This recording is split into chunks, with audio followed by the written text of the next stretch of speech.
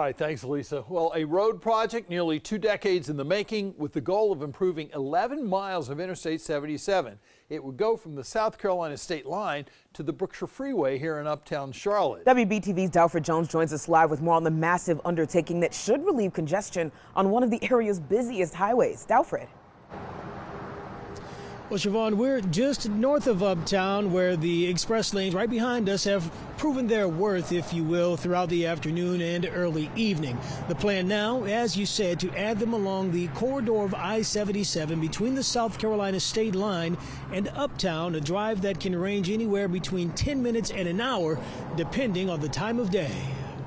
Interstate 77 can be a headache when traffic is bumper to bumper.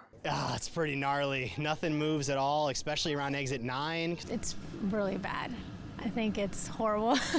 But there's a mission to relieve congestion on Charlotte's busiest corridor. NCDOT's goal is to deliver the best possible version of this project, one that improves safety and mobility, meets Charlotte's growing needs, and minimizes negative impacts to communities and the environment.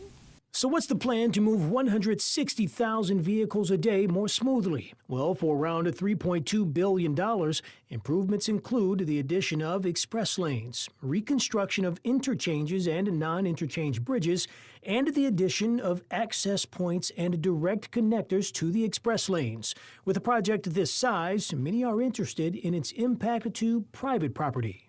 It's important to note that no final design or property impacts have been determined.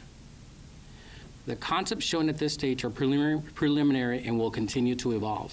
NCDOT says there's a lot of work ahead and they're going above and beyond the required community engagement. We know this project is complex and it's important to us that locals were engaged early on and often in this process.